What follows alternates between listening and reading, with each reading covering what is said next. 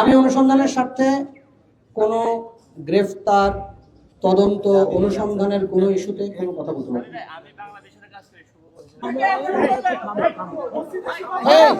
আপনারা আমার একটা কথা শুনেন। আচ্ছা, ঠান্ডা করেন।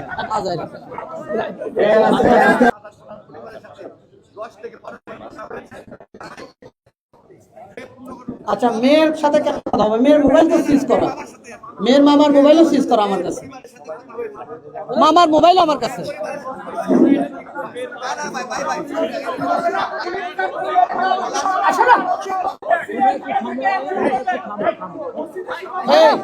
আপনারা আমার একটা কথা শুনেন। আচ্ছা, ঠান্ডা করেন।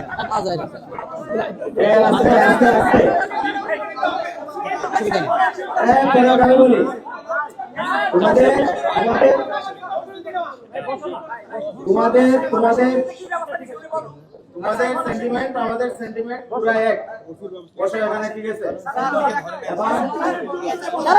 আমি বলতেছি, আরে বলতে দাও আগে, আরে বলতে দাও। ওটা নিয়ে কথা হইছে তো? এটা নিয়ে কথা হইছে। এখন ওসি কেন এই লেট করছে এটা নিয়ে অলরেডি ডিসি মহোদয়ের সাথে কথা হইছে অলরেডি কথা হইছে এবং এসআই পলাশের বিষয় সেটাও আমি এখন আনুষ্ঠানিকভাবে উত্থাপন না, আমি স্যারের সাথে কথা বলছি অলরেডি। যদি কোনো ত্রুটি থাকে আমি ব্যবস্থা নিব, অসুবিধা নেই। ব্যবস্থা নেওয়া হবে। উনি কমিটমেন্ট দিয়েছে, আমরা উনাকে এই স্পেসটুকু দেই। আমরা পিছন থেকে এইভাবে মানে প্রেসার ক্রিয়েট করার কিছু নাই, এখানে সবারই আমাদের প্রেসার। আমাদের যদি দৃশ্যমান পারবেন কিনা সুসংবাদ দিতে পারবো। আমি অনুসন্ধানের স্বার্থে কোনো গ্রেফতার তদন্ত অনুসন্ধানের কোনো ইস্যুতে কোনো কথা বলতে পারি না। আমি কোনো ইঙ্গিত দিতে পারবো না, কারণ আমি তো বারবার বলতেছি, যতক্ষণ পর্যন্ত আমি প্রকৃত আসামিদের আমার হাতে না পাবো, তাদের জিজ্ঞাসাবাদ করতে না পারবো, ততক্ষণ পর্যন্ত যাই বলবো অনুমান নির্ভর। আমার অনুমান আপনার অনুমান সমান, এই অনুমান আমি করতে চাই না। আমি চাই স্পেসিফিক হোক এটা বিচারটা ধরেন আমি বেশি আসামি হলে ভালো বিচার হবে আর কম আসামি হলে কম বিচার হবে, এরকম না। যদি এবং ওইভাবে আমি আপনাদের এরকম আজকে প্রকাশ্য করছি, আপনারা আমাকে প্রকাশ্যে পাবেন, অসুবিধা নেই।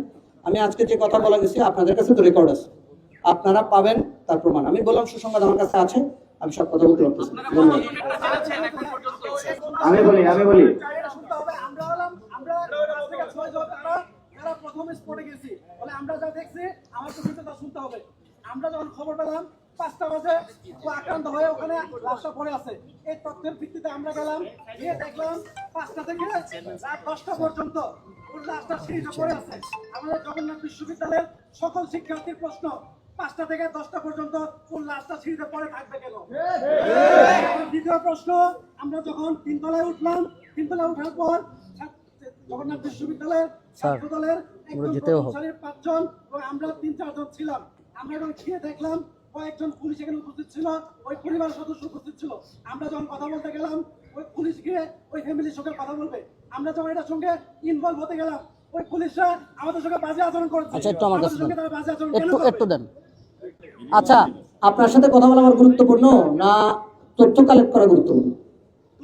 আর তোমার সাথে তো ভাই আমার কথা হয়েছে সোফায় বসে, তুমি জানো সব। আচ্ছা, আমার একটু